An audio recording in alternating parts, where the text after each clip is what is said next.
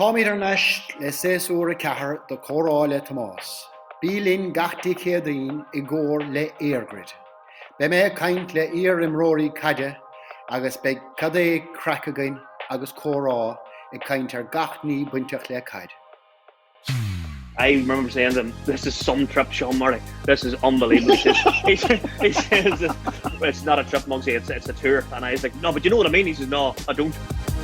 So proud there again, D&G. Who're there again, D&G. Dalshin Cabana. Yeah, to LNG anyway. Larry and Galvin anyway. That's the brand name anyway. This season, the show is brought to you by EIRGRID. They're the proud sponsors of the Under-20 All-Ireland Football Championship. Not only is EIRGRID delivering a cleaner energy future for Ireland, they are invested in development of our most promising GA players and the managers that help them to shine. Welcome back to another episode of Comhrá Le Tomás, powered by EIRGRID. EIRGRID are the official timing partner of the GA. This week's episode, I'm delighted to welcome Colm Collins of Clare. And Colm, you're fierce. Welcome to the show. I suppose, are you finding it hard to pass the time? Will you find it hard to pass the time? Will you miss the buzz of it? Of course, no question, I'll miss it. But I suppose it'll be nice to go to a match and just enjoy what's in front of you. It was, that's something that you'd miss, especially when there was a Clare jersey involved. So I'm looking forward to that. Were you, and just as you were talking there, I know you, would you be a nervous character? Would you get nervous in the build up to matches? How would you be on the day of a game? Not too bad. Sometimes more than others. I suppose there's every game kind of takes on a life of its own. Sometimes you feel you have all the boxes ticked and you feel really well, and other times you wish maybe you had another week to prepare and maybe you mightn't be so. But I think that it's different with every game. But there's a feeling before some of those games I won't miss having anyway, that's for sure. Did it get easier with time? No? Not really. No. I think there's there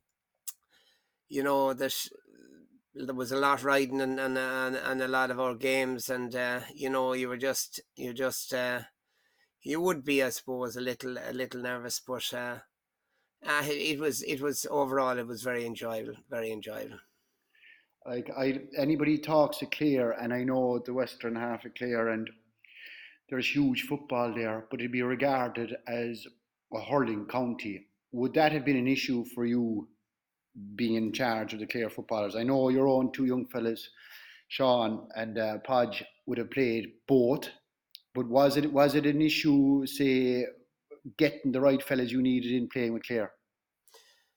Not really. I mean, that's pretty much the case, and you would always have 4 or 5 fellas on the hurling team that would be an addition to the footballers if you had them. That would be. But I always felt there was no point of complaining and no point of giving out about that. Get on with it, and that's what we did. Whoever committed to us, we were delighted to have them, and whoever didn't, that was fine too, and.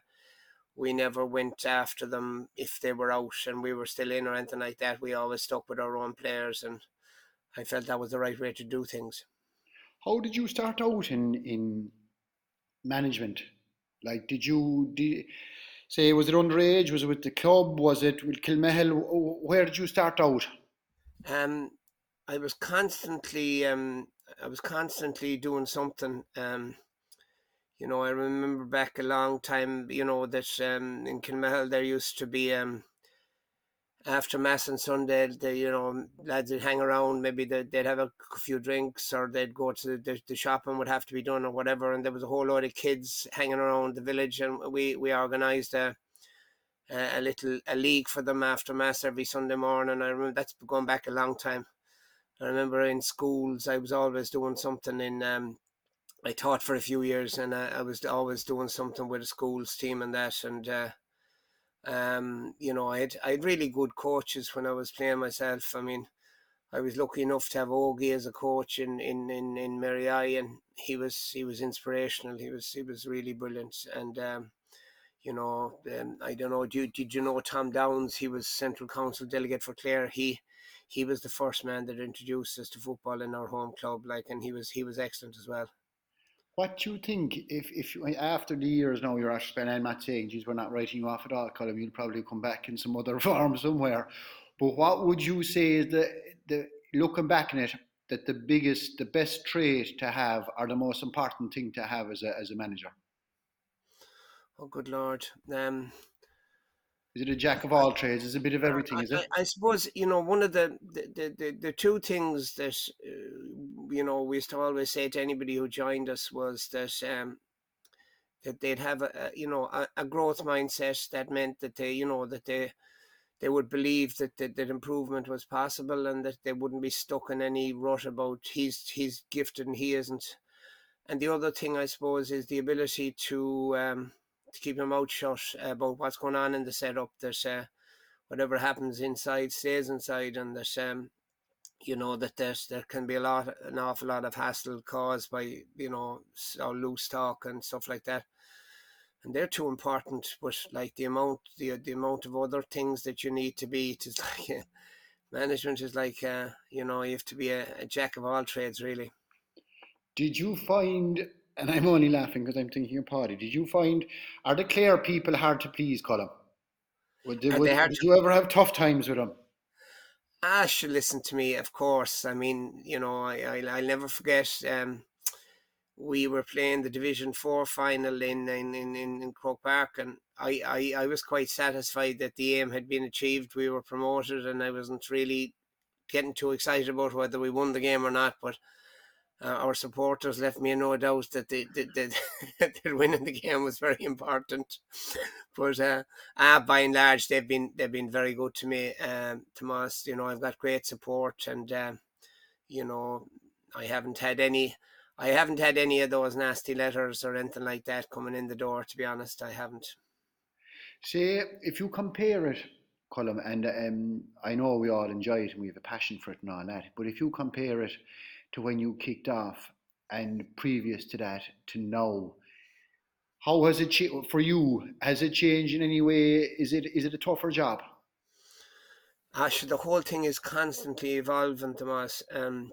I remember when I finished playing, I was living in Limerick, and sure where I was playing club in Kilmale, and I wasn't really involved for a good few years, and the next thing they asked me to do a bit with the team back there. I'll never forget there was a whole load of stuff that I had never come across that had now entered into GA, and I was I was taken aback, and it thankfully I had a good few friends that helped me out. But I remember at the time, it's constantly evolving, and every little nuance, on a yearly basis, there's something new. There's something, you have to be constantly on the awake and aware, especially in tactical stuff, and developments in and even the way the way they changed the season, that had massive repercussions as well. And if you didn't adapt to that, you were in trouble. And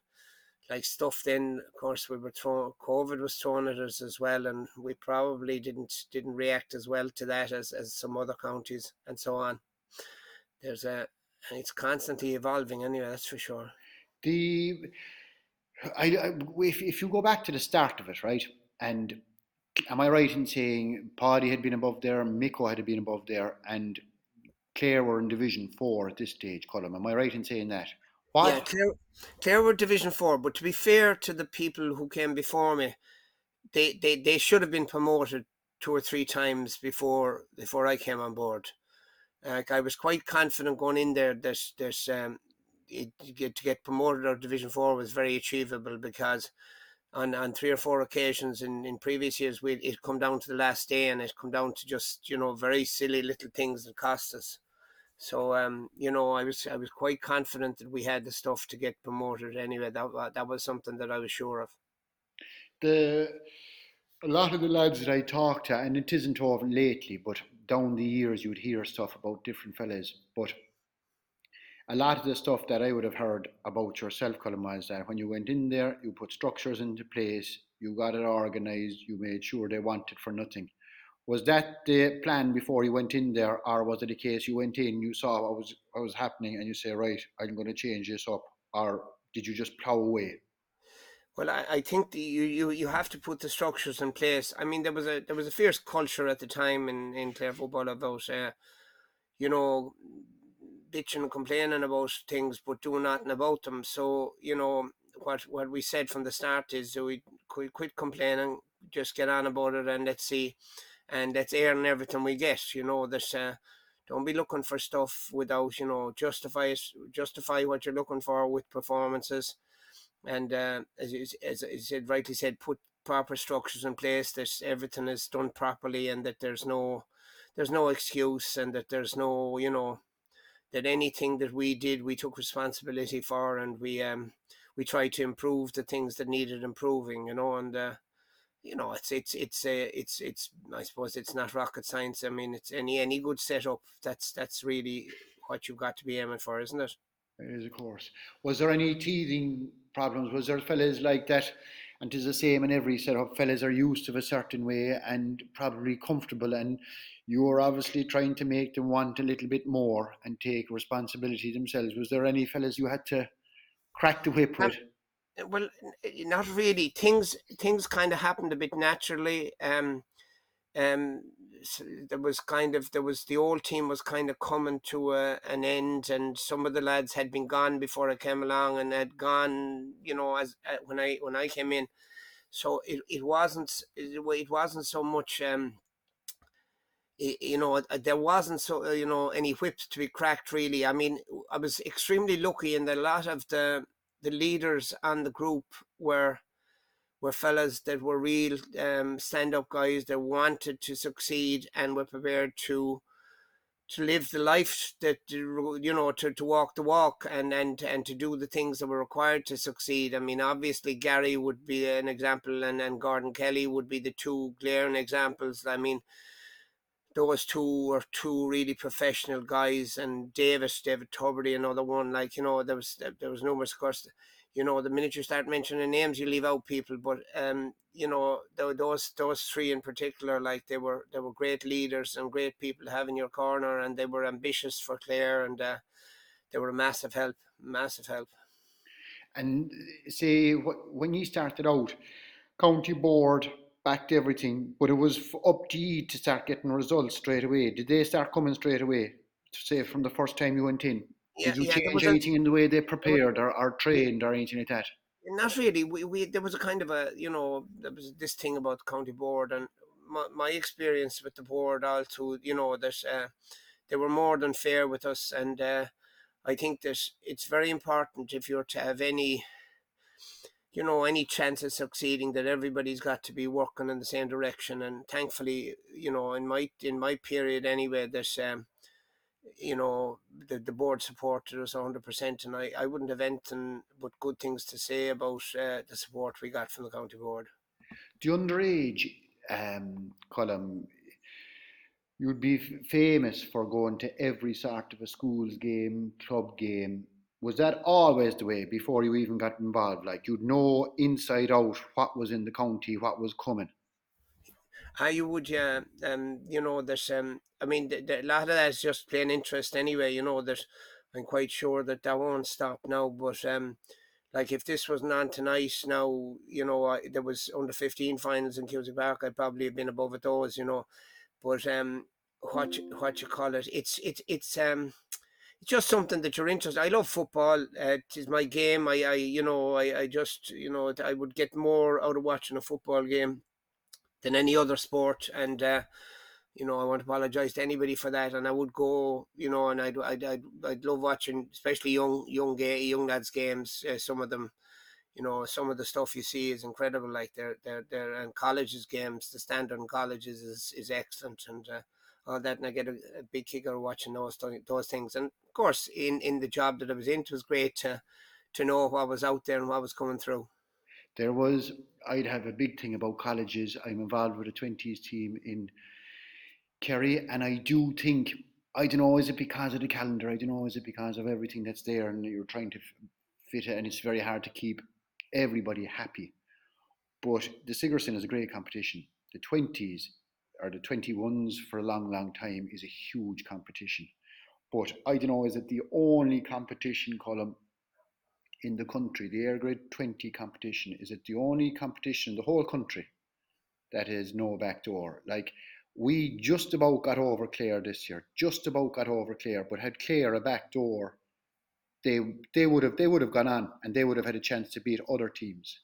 Do you think, like, between the Sigerson, and the Sigerson is another competition, I think, where players, and I know you have the county are under pressure to get going for the start of the National League, to have their players, but that if there was a window found for the Sigerson, if there was a kind of a backdoor for the 20s, it's all about development at the end of the day, isn't it? 100% there should have been a backdoor for the 20s, and it was wrong that it wasn't there. And that's so important. On the I know that it's hard to keep, we've tried to support as much as we could from a senior point of view the 20s fairs, where we could, as much as possible. We gave the players to the 20s, and likewise Sigerson. I had a big thing about Sigerson. I always felt that Clare players were not playing Sigerson half enough.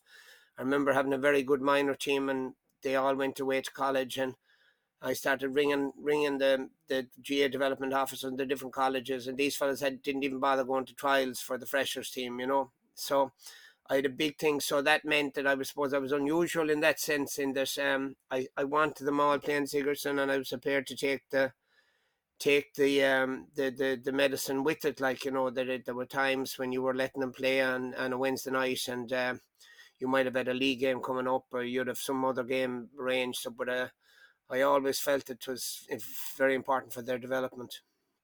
The relationships with players, Colin, that's another thing. How did you make any? Was it just the way you are, the way your personality, or would you go above and beyond if you had to? Would you, like, I often think right now, and I'll ask you this question: do you think it's harder for players to commit now than it was? Well, it is. I mean, there's a lot made of this. You'd hear some of the older players that are in the media and that, and they, kind of going, oh, players are nowadays that they're badly wronged, that they can't go in drinking the gallon after every training session and so on and so forth. But I think with a lot of the play, my experience with the Clare players, a lot of them, it was a decision they made themselves, and that this is the lifestyle they wanted to pursue, and this is the way they wanted to live their lives. Like, so there's it wasn't it wasn't me cracking the whip about lifestyle and that. It was a decision that a lot of them made themselves, and like, thankfully, when we came in, you had quite a lot of the players that were on that page, and it was, I suppose maybe if there was a 20-10 split the other way, maybe I'd have had a bit of fun, but it happened to be the right way, and it became kind of a bit of an uncomfortable spot to be if you were just in it for the crack. I was just going to say, yeah, Clare it is was. just as It wasn't really, these fellas wanted to get the most they could out of it, and they weren't too interested in the short-term game of the night in the pub, I was just going to say, Clare is just as famous for the traditional music, and the Willie Clancy Festival never gave you any bother, so the boys did it. Not really, no. I'll have to say now that, and of course I was absolutely blessed with a group of players, and thankfully, as I often said, if I had to be chasing lads out of pubs and chasing lads out of nightclubs, I mean, you wouldn't be in the job long, Yeah. because that's grief that you don't need. But I was very lucky with the group of players over the years. They were fantastic, really great lads. And How would you bond them, Colm? And I'm not trying to get any state secrets, but how, say, a lot of teams would go on social, whatever, weekends and have a night out, and there's probably nothing like it. But how would you bond a team? How would you get them together going in one direction? You were saying you landed in and there was a couple of leaders there already and that they set the terms. Was that basically it? Was that what drove it? When I tell you a story now that happened when I went in first. I mean, I had my own views about what Clare needed, and Ger Keane, you know, Ger was with me at the time. He's great coach, great guy. So Ger had a few friends that had a kind of a boot camp going, where you know you go away for a weekend, and you know all these competitions and so on and so forth. And Ger was kind of saying that would be a good thing to do, and I was kind of digging the heels in, saying that I'm not going to waste a weekend that we could be handling a football for three nights or three times, plowing through muck and dirt. And then after a while, I noticed some of the players, like either just watching things, like you had different groups that kind of didn't mix with other groups, and then you had maybe a couple that didn't even like each other, and said, okay. So we went and we did that boot camp, and it was very good, very informative, and I thought it brought the group together really well. And thanks to Ger Keane for that, because it was a very important start, and you learn a lot when you take a group away like that together. Now, you know, we'll say I didn't ever socialise with the players. Obviously, they had their own nights out and stuff like that, and there was no issue with that. But I just felt that it wasn't a place for me to be, even though they were probably the most interesting people in my life at that time, and they're the people I wanted to talk to. But I stayed clear of that. Would it? And I'm going kind of, I'm only asking questions. We lost the game now this year. And even when I was playing, it would take me a good while to get over it. How would you be after defeat, Colin? Would it bother you? Let's say when you don't have that chance, when it's knockout and you don't have the chance to get back in, how would you be for the weeks after? Would it change you, or would you have an attitude of no, I get up on the horse now again and drive on and quickly over it? Well, you see, it's fine, Tomas, when you get a chance to get up on the horse, and you know, you can constantly be talking about improvement and doing better and all that. But there are certain defeats where you're kind of it hits you hard. Our Donegal defeat this year in the championship, that really hit us hard. At the time, Donegal were not playing well. You know, we should have been clear, 9 points clear at half time, playing, you know, decent enough football. And then the second half, we just really played poorly, and Donegal got oxygen from that. And their class players came on and scored some great scores. And you know, we knew then after that. Now we did have a chance to, but like we had to go to Clones and beat Monaghan, which was a tall ask, and then we had our last game against the Ulster champions. So it was it really put us on a. But that the week after the Monaghan game, or after the Donegal game, no, I was not someone you'd like to meet. No, I was not.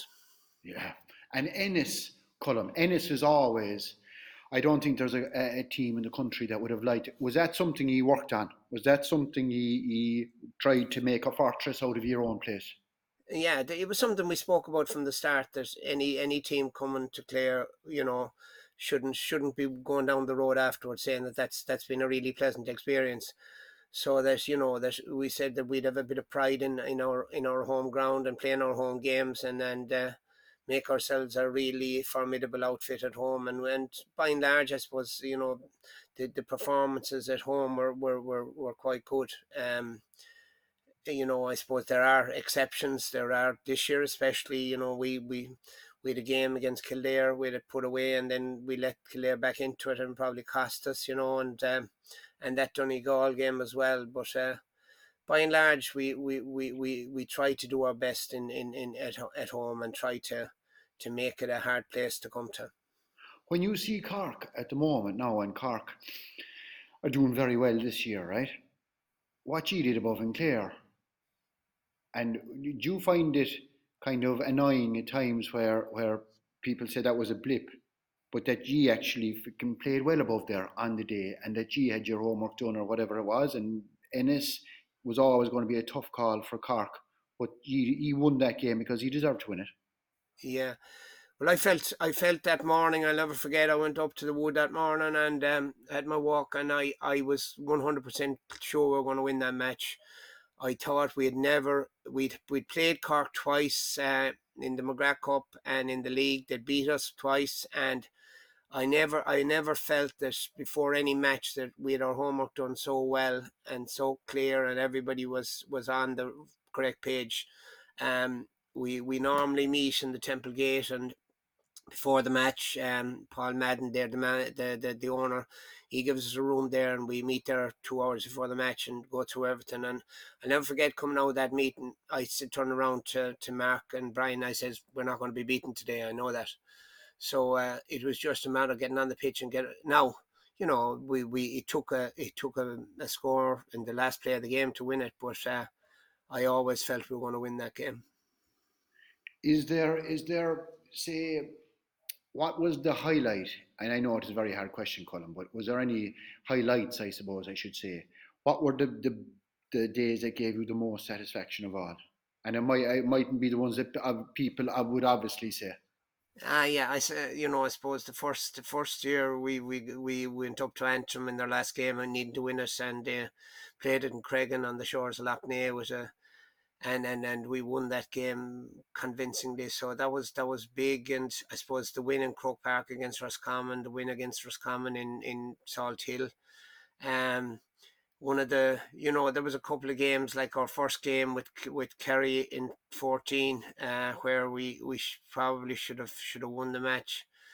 But I thought that game gave the lads, fierce self-belief, like, that it was an important one as well. And there was a whole lot of Kildare. We had a great day in Croke Park, when we won Division 3 in Croke Park as well, which was mighty. So it's nice to see a Clare team winning games in Croke Park, and that they were special days.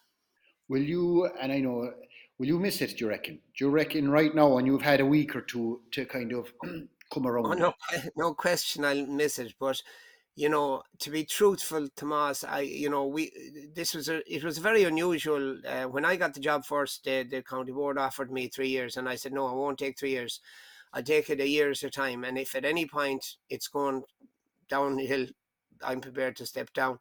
So I was extremely fortunate to get 10 years out of it. But our results this year, it is a results game, and our results this year were not good enough. We should you couldn't possibly justify trying to stay on for another year. And I think that there are plenty good people in Clare, especially, that would love to have a crack at this job, and I'd say that we'll drive it on again. So there's from that point of view, I always said when the results went against us, I'd step down, and that's what happened. Yeah. And like, Colin, I find, is it hard? Like, I know you have a group of players, and it's different, I suppose, at senior inter-county, but you see the way tactics are changing, you see the way the amount of work that goes into kickouts for and against, and when you have the ball and when you don't have the ball, and the way you set up. Do you find it hard in that a lot of it is defensive stuff, right? But the attacking side of it, the amount of tactical play that comes into it, is it hard to coach a team nowadays? Well, again, Tomas, I mean, one of the most important things about being involved as a manager is the people you surround yourself with. And I have been so fortunate in the coaches that I've had, from the very start. Every coach that came in brought something to the table. And I was only talking the other day to Paddy Kassan, and Paddy came in the first year, and I said, Paddy, there was stuff you did that first year that we still talk about and still use, and likewise down along the way, you're super people involved, and super coaches, and the game is evolving, but these people came in, did their job so well. You never had to, like everybody in the setup, you never had to kind of go, well, what do you think here? They'd always be coming to you okay, this is the way they play, this is what they do, and these are the danger men, this is what we need to do. And when you've got that kind of quality around you, it makes the job very easy. And we've had fantastic coaches over the 10 years, really top people. Is there any of the players, like, do you think it's important for Clare, and a lot of counties, I suppose, do it in club as well as same, that they get involved at coaching level? Gary Brennan, I'd imagine, would be a prime candidate among Tour. Yeah, I'd love to see Gary getting involved. Yeah, he's been an inspirational leader for Clare, and would love great thinker. Thinks hard about the game, and I think he would be a massive addition if he got involved, and hopefully he will. He's and then there are a lot more. I know Gordon is involved in the underage. We've tremendous people involved in the development squads and in the underage in Clare, like Mike Nealon's involved with the 20s, great guy. Dermot Coughlin with the minors, and all the lads in the development squads. And it's a bit different to maybe counties like Kerry, where the in Clare, it's you may get a top class team every once in a blue moon, but the main thing is that you're bringing players through that are going to make it as senior players. And like you when that work is being done, and then there's no shortcut here, you either do the work or don't. And there's been tremendous work done at underage level in Clare, and great credit due to everybody involved. Did looking back in it, Colm, who say, and I'm even outside of Munster, who were the players, and this is just it's not players that would have beaten you or anything. Who were the players that stand out? And leave aside the Kerrys and the Dublins of this world, but players from around the country that mightn't be jumping out at other people. Who are the players that stood out for you over the last few years? Should listen to me there. One thing that used to really get me, when the All Stars would be announced, like, and people like John Heslin and Kevin Feely, and these lads getting no mention. And like Kevin Feely, as he proved the other day with that cat, he's a absolute class. And nobody ever mentioned Kevin Feely, and I don't know, did he ever get an All-Star? Did John Heslin ever get an All-Star nomination?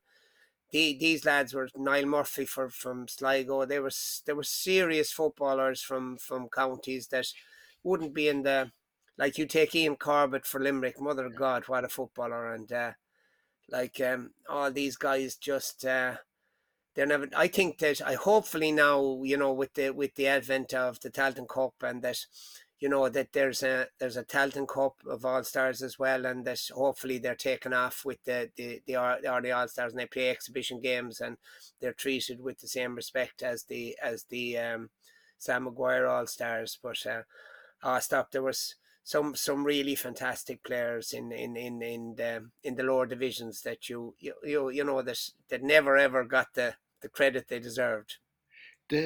Everybody's given out, and at the earlier side of and I suppose it was the fact that there wasn't too much danger in knockout football, and football is in a good state, Colm, isn't it? I think football, the players that you have at the very, very highest level, at inter-county level, the skill set that they have, the fitness that they have, everything, the quality and the standard is a lot higher than it was years ago, isn't it? I think it is. I think that there are a couple of things. Everybody that has watches football would have their own little things that they'd like to change. To make it probably more attractive to watch. But the thing about it is that I'd watch football all day long, and I can't understand anybody criticizing the fair at all. I think from a football point of view, we're very, as pundits, we're very quick to criticize the game. Where I don't think the hurling fraternity are a lot more protective of their sport, and are very slow to criticize anything that goes on there. And I think that a lot of the time we're putting in the boot where there's no need to put in the boot. I mean, the rules of the game, every team that goes out, like some people are saying, oh, they have 15 behind the ball, one of the most attractive teams in the country are Dublin to watch, and if you can take a snap at any point and you can see 15 blue jerseys behind the ball, and Kerry likewise, it's you play to the rules, and that's it. Yeah. And I suppose it's like the story of the if you get the name to be a hard worker, you can stay in bed all day, or to be an early riser, you can stay in bed all day. But that's the rules as they are. I'd love to see a situation. I mean, in basketball, the shot clock really changed the game, but I suppose it's very hard to implement but maybe something like that. If you take the ball past midfield, that you can no longer go backwards with the ball, that you had to use it. There's something like that, a rule as simple as that. Besides some of the things, I think that offensive mark, I'd have it thrown into the middle of the Atlantic. It's an awful rule. It just is. It not alone doesn't enhance the game, but it makes the game worse. That instead of a fella coming down and offloading the bomber in his day, giving it to a runner coming at 90 miles an hour, there's now they're standing up. Would there be, this, and then the whole thing slows down while they try a kick at goal? Like, I mean, the mark in midfield, I would be for that, because I think too often really good fielders were just go up, catch the ball, and next thing crowded out when they come down, that they should get the advantage. But that offensive mark should go as quick as lightning. It is a terrible rule. Do you think, like, at times, and I suppose, look, we don't want to be talking negatively, we talk as positively as we can, but from the point of view of the GA and the things that irk you, would say rule changes like that come in, would that be the negatives that you'd have, or would it be, say, structures, or would it be referees, or would it be no? And I'd be, I was giving out about referees myself, but it's a very hard. I was even thinking, Colm, how many fellas would want to be a referee? How many ex-players get involved in refereeing? There aren't too many like that I know of anyway. It's an awful, awful tough job, like, isn't it? There's absolutely no question it is a tough job, and I did my level best over the time that we were involved. Never ever. I don't think I ever criticised the referee. Actually, I don't think I ever did. You did well, so. I think that you take your medicine. And the wheel will turn. The next day, the decision might go your way. But I think we could do better with grading our referees. There's, you had a situation, where maybe, I think Glenn Ryan said it last weekend, where you had the top referee in the country doing line for their game against Monaghan. I mean, that doesn't make any sense to me anyway. Goff does far too few games for my liking. I think he's a decent referee. He's very good, and he should be getting more games. I wouldn't be apologising to anybody for that. But I suppose the main kind of, I mean, as you correctly said, Tomas, refereeing is an extremely difficult job, and you never get it right, and any mistake they make is magnified, and it's terrible from that point of view. So there's I'll be slow to criticise them, but I suppose the most annoying thing in GA is that, or in football, is the constant messing with silly rules that make no difference.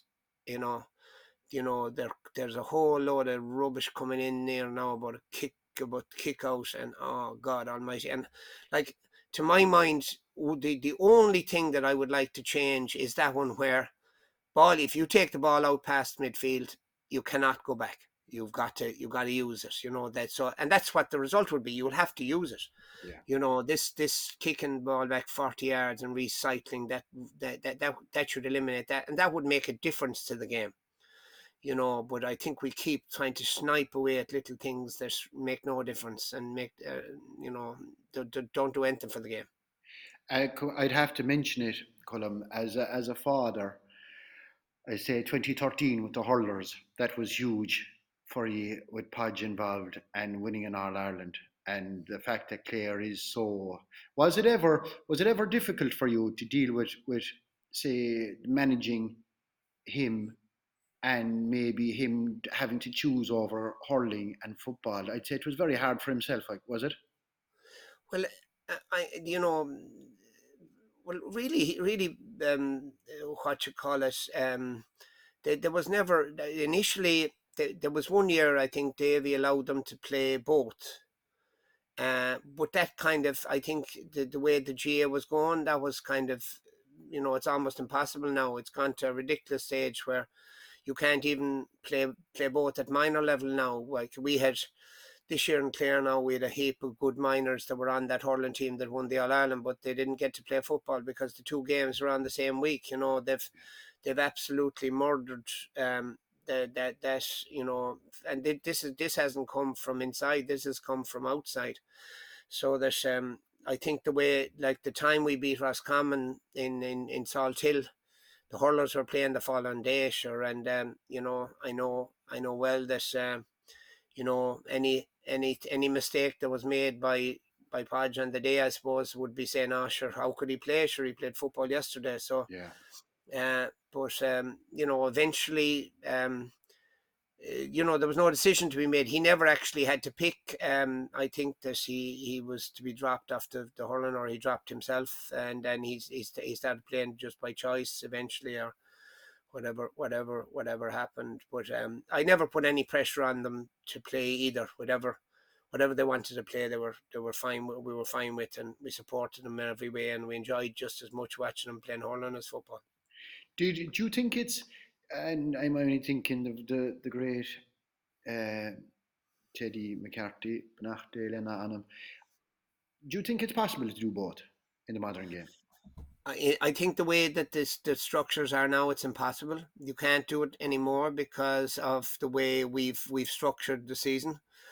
There's the long ago when Teddy was in his prime. You had time between matches, and you may have 2 weeks between each one and stuff like that. But now it's impossible. Like when you get to the you could have a hurling game the day after a football game. It's just not on. I think it's something in a county like Clare, it's something that I think those dual players are very important. Not all of them are going to make the senior hurlers, but to kind of exclude that many players at minor level from playing football is I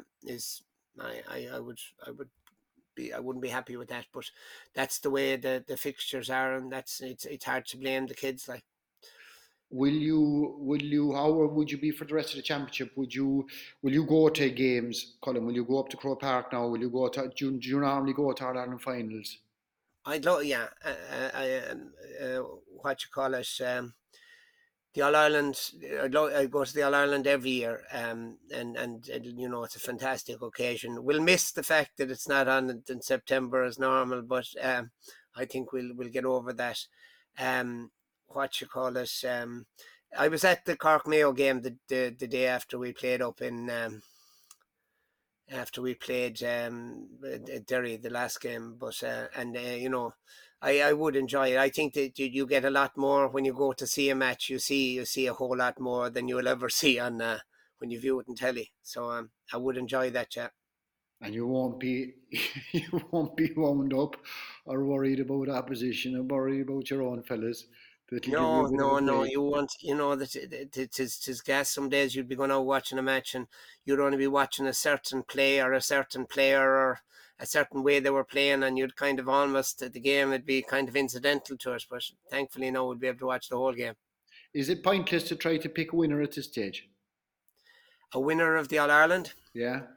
I think one thing this year has shown is that no team has come and thrown together a line of form that you could say, God, yeah, definitely they're the team. So it's very, very hard. I suppose if you were to put a gun to my head, I'd probably say Kerry Dublin are probably the two big contenders. I mean, Kerry have, but Mayo had a good portion of time to prepare for that match, and I suppose what you found is that the teams that had time to prepare did very well in a lot of cases. And now it's going to be a totally different requirement. It's the team that can think on their feet now and can use that week the best Like, it's a tough one now for the teams that played this weekend to face those 4 teams next weekend. Yeah. That is tough, and it'll be some achievement if any of them can get over the 4 teams that are waiting. I know there's and you were in the rightly so in the top half for the All Ireland, but the Talton, Colin, I know that you'd know a pile of those teams very, very well. And what Westmeath have done this year is shown that those at the top end of the Talton are well able to compete. So now you have Meath and Down have made fierce strides. Call a winner out of the two of them. Meath and Down. I think Down seem to be they seem to be going really well, and you know, they did beat Donegal in the Ulster Championship, so I would have a sneaking suspicion that they would, you know, on the other side of the coin, Meath have done so well, and they've really blossomed through this, and it's going to be a massive springboard for them. But again, that's a game to look forward to. I'm looking forward to going to that game now. I really am. I suppose if you twisted my arm, I'd say Down. Yeah. Yeah, I think the way I don't mind, like, people give out about, say, defence. I don't mind it. I actually don't mind. It's the way the game is gone. And as you said before, fellas are well entitled to set up whatever way they want.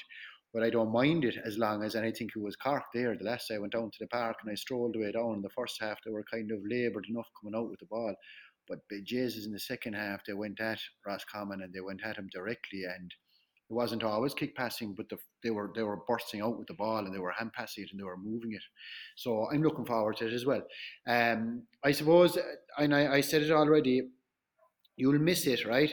And I know all the lads came out and they had articles for you, and the relationship you've had with players is famous. But Jamie Malone said that you would deal with the devil for the good of Clare football. Colm, I don't know, did you ever deal with whatever devils you dealt with above? But I know that Clare owe you an unbelievable amount after what you're after achieving with them. And I suppose more than anything, I think when a good manager leaves a team, he sets standards. And the lads that were inside in the dressing room, and you see it with the Munster team, the old generation that set the standards that have to be carried on. And I congratulate you. It was an absolute brilliant career, and what you did was kept them there. You didn't only bring them up, but you kept them there. So I've no doubt, Colm, you're probably involved in club teams above there already, and you're probably, the phone is off the hook, I'd say, is it? Or your wife has taken the phone off the hook? Well, I'm involved in the club here, so that's great. Like, so we're back Tuesday, Thursday, and we get a session the weekends with the non-hurlers, so that's good. One thing that I'd like to sincerely thank everybody that was involved with me over the period of time. I had some amazing people, and I'm not going to name names because I'm going to forget somebody, but God Almighty tonight, the whole story, Tomas, was everybody did their job so well. You know, you never had to be chasing somebody and say, did you do this or did you do that? You knew it was done and you knew that everything would be perfect. And we had an amazing group of people in the back room. And like I've always felt that there's far too much made out of managers. I think there's if you don't have those kind of people around you, you could be the greatest manager of all time and you'd still fail.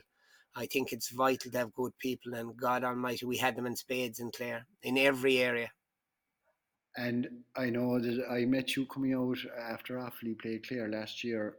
You weren't driving the white van, but I'd say you only brought the white van around when you needed to give a bollocking, was it? That was when you had to have a close interview. So there was no quick exit for them. No, that's it. When you needed a close interview, that was what we used. Come here, Colm. Another super episode. A brilliant chat. I love talking football, and you are Mr. Football for Clare. It's been a pleasure.